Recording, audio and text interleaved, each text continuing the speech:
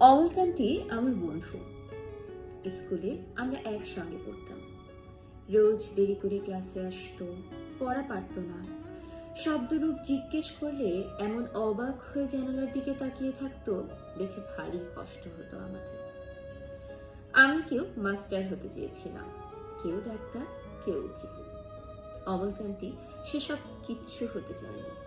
সে রোদ্দুর হতে চেয়েছিল। ক্ষান্ত বর্ষণ, কাকডাকা বিকেলে সেই লাজুক রোদ্দুর। জাম আর জামরুলের পাতায় যা নাকি অল্প একটু হাসির মতন লেগে থাকে। আমরা কেউ মাস্টার হয়েছি, কেউ ডাক্তার, কেউ উকিল। অমলকান্তি রোদ্দুর হতে পারেনি।